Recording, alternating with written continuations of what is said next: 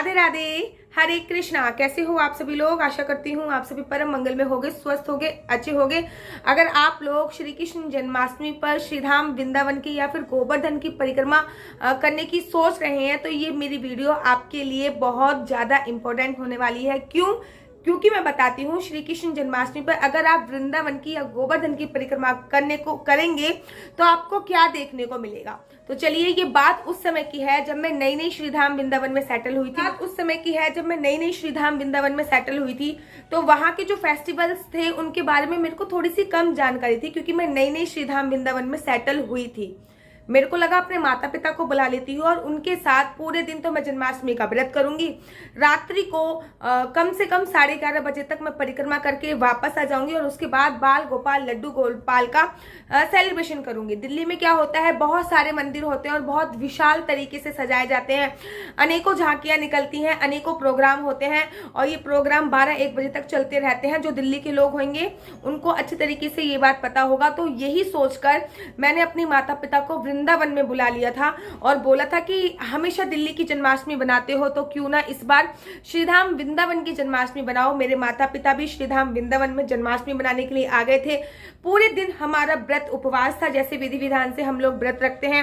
व्रत उपवास पूरे दिन था और रात्रि को 8:30 बजे के आसपास मैंने अपने पिताजी से कहा तो चलिए श्रीधाम वृंदावन की परिक्रमा करने के लिए चलते हैं। रास्ते में हजारों मंदिर पड़ेंगे, अद्भुत अद्भुत दर्शन होंगे। आज तो कन्हैया जी ने बहुत अच्छे अच्छे वस्त्र धारण करे होंगे क्योंकि आज जन्माष्टमी है, उनका जन्मदिन है। अनेकों मंदिर पड़ेंगे, अनेकों झांकियां दिखेगी, मन प्रफुल्लित होएगा। तो चलिए, ये करते हुए हम लोग निकल पड़े अपने घर से परिक्रमा करने के लिए। रात्रि के 9 बजे की बात बता रही हूँ। मेरा घर अटल्ला चुंगी के पास पड़ता है, तो अटल्ला चुंगी से मैंने और मेरे पिताजी ने परिक्रमा प्रारंभ कर दी।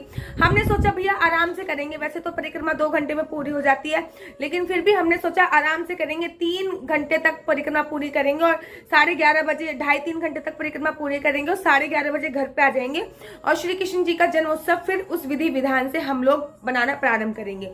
अटल्ला चुंगी से हम प्रारंभ कर दिए थे परिक्रमा करना, लेकिन मैं बड़ी अचंभित थी क्योंकि उस दिन कोई भी परिक्रमा नहीं कर रहा था। मैंने कहा भाई आज तो श्री कृष्ण जी का जन्मोत्सव है, आज तो हजारों लोगों को परिक्रमा करनी चाहिए, लेकिन कोई परिक्रमा कर क्यों नहीं रहा है। चलो, हमने सोचा शायद ना कर रहा हो, क्या पता लोगों ने दिन में कर ली है, रात में नहीं कर रहे हैं। चलो, हम तो अपना कार्य पूरा करते हैं। जिस संकल्प से हम लोग निकले हैं वो संकल्प पूरा करते हैं। हम लोग परिक्रमा के पथ पर चढ़ गए, चलते गए और सबसे पहले मंदिर आया। तो सब मंदिरों के ना दरवाजे खुले हुए थे। जितने भी मंदिर थे, हमने हजारों मंदिर बीच में देखे। परिक्रमा मार्ग में हजारों मंदिर पड़ते हैं, सबके आश्रम पड़ते हैं, सबके अपने अपने बनाए मंदिर हैं। यमुना जी भी बीच में पड़ती हैं, इमली तला का मंदिर पड़ता है, बहुत सारे मंदिर पड़ते हैं। तो सारे मंदिरों के दरवाजे खुले हुए थे। मैं ये नहीं कहूंगी कि मंदिरों के दरवाजे बंद हो गए थे, लेकिन मंदिरों में पर्दा पड़ा हुआ था। बड़ी अचिंभा हुई मैंने कहा भैया आज तो जन्माष्टमी है, आज हमें कन्हैया जी के दर्शन नहीं हो रहे हैं, सारे मंदिरों में पर्दा क्यों पड़ा हुआ है। पट खुले, मतलब दरवाजे खुले हुए हैं लेकिन पर्दा पड़ा हुआ है। मैं ये भी नहीं कह सकती थी कि मंदिर बंद है, मंदिर तो खुला हुआ है, लेकिन उसे क्या कहते हैं, दर्शन बंद थे। सारे मंदिरों में पट्टा, छोटे से छोटा मंदिर मैंने देखा, बड़े से बड़ा मंदिर देखा, सारे मंदिरों के पट बंद थे, सारे मंदिरों के दरवाजे खुले हुए थे, लेकिन पर्दे लगे हुए थे। मेरे को लगा शायद 1-2 मंदिर में ऐसा चल रहा हो, क्या पता कन्हैया जी के वस्त्र इत्यादि बदले जा रहे हो। क्योंकि दिल्ली में क्या होता है, दिल्ली में होता है कि लड्डू गोपाल को या फिर कन्हैया जी को या फिर कन्हैया जी के बाल स्वरूप को तैयार करके झूले पे बिठा देते हैं और झूला झुलाती हुई जो झांकी है, बहुत सारे दर्शक आते हैं, भक्त आते हैं, वो झूला झुलाते हैं उनको और कुछ दक्षिणा चढ़ाते हैं। तो मुझे लगा कि श्रीधाम वृंदावन में भी यही रूल्स रेगुलेशन होगा, लेकिन मैं जैसे जैसे परिक्रमा मार्ग पे आगे बढ़ती जा रही थी तो परिक्रमा मार्ग पे रौनक नहीं थी, कोई रौनक जन्माष्टमी पे नहीं थी। सारे मंदिरों में पर्दे पड़े हुए थे, समझ में नहीं आ रहा था कि क्या चल रहा है क्या नहीं चल रहा। रात्रि को 11 बज गए परिक्रमा करते हुए। देखिए, परिक्रमा करते हुए हमने कहा चलो भाई अब मंदिर, एक भी मंदिर हमें, रात्रि को 11 बज गए थे परिक्रमा करते हुए, लेकिन एक भी मंदिर हमें ऐसा नहीं मिला था जिसके पर्दे खुले हों। सबके ही पर्दे लगभग बंद थे। और फिर 11:30 बजे परिक्रमा समाप्त करके, 11:30 बजे से पहले ही परिक्रमा समाप्त करके हम अपने घर पे आ गए। और घर पे आने के बाद हमने अपने लड्डू गोपाल का जन्मोत्सव बनाया और उसके बाद में अगले दिन बाकी बिहारी जी के मंदिर में गई और वहां पे जो सेवायत हैं अर्थात जो सेवा करते हैं गोस्वामी लोग, उनसे मैंने पूछा, मैंने कहा कि कल रात को मैंने परिक्रमा करी तो मैंने देखा कि वृंदावन के समस्त मंदिर लगभग सारे ही मंदिर के कल दरवाजे तो खुले हुए थे लेकिन पर्दा बंद था। ऐसा क्यों हुआ भैया जी? अब मैं नई आई थी तो मुझे कुछ इसके बारे में नॉलेज नहीं थी। तो उन्होंने मुझे बताया कि श्रीधाम वृंदावन में होता क्या है, श्री कृष्ण जी के जन्म से पहले अर्थात शाम को 7 साढ़े 7 बजे के आसपास, ये सभी मंदिरों में होता है, 7 साढ़े 7 बजे के आसपास मंदिर में पट बंद हो जाते हैं और जो लड्डू गोपाल होते हैं उनको खीरे के अंदर रख दिया जाता है या फिर फूलों के अंदर रख दिया जाता है और उनके जो दरवाजा है और उनका जो पर्दा है, पर्दानुमा जो दरवाजा है वो खुलता कब है? जब श्री कृष्ण जी का जन्म हो जाता है अर्थात 12 बजे वो दरवाजा खुलता है।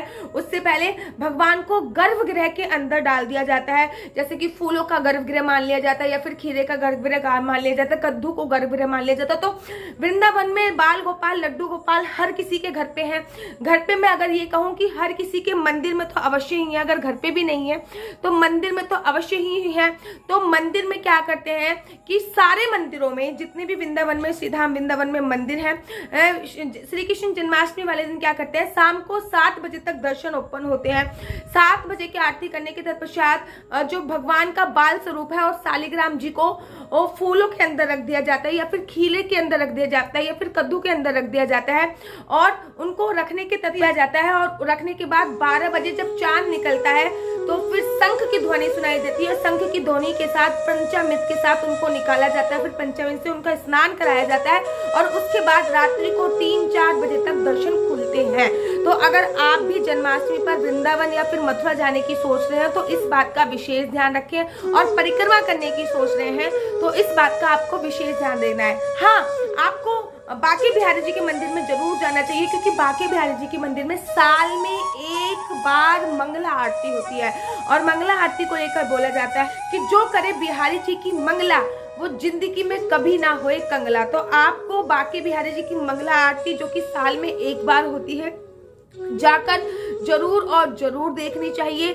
और बांके बिहारी जी के अद्भुत दर्शन होते हैं। बांके बिहारी जी पीले रंग की इस दिन पोशाक पहनते हैं। बांके बिहारी जी की जो सिंहासन होता है वो सोने चांदी से रचित होता है। बांके बिहारी जी का जो मुकुट होता है वो सोने चांदी से रचित होता है। बांके बिहारी जी आप ये जगमोहन में विराजमान होते हैं और पूरी रात दर्शन देते हैं और फिर उनकी मंगला जो आरती होती है, मंगला आरती के बाद फिर उनको विश्राम कराया जाता है और साल में एक बार ही आरती होती है जो कि ब्रह्म मुहूर्त में होती है, वो केवल जन्माष्टमी के अगले दिन ही होती है। तो बहुत ही विशाल तरीके से जन्मोत्सव बनाया जाता है। लेकिन आप परिक्रमा करने की सोच रहे हो और अद्भुत सारे मंदिरों के दर्शन करने का सौभाग्य प्राप्त होगा तो ऐसा कुछ भी नहीं होगा। तो आप वृंदावन और मथुरा जाने की सोच रहे हो तो ये वीडियो आपके लिए होने वाली है बहुत ज्यादा इंटरेस्टेड। और कैसी लगती है आपको मेरी वीडियो? अगर आपको मेरी वीडियो अच्छी लगती है तो आप अपना यूट्यूब चैनल हरि बोल को लाइक से सब्सक्राइब करना बिल्कुल भी मत भूलिए। तब तक के लिए मुझे दीजिए इजाजत। राधे राधे, हरे कृष्णा, हरि बोल।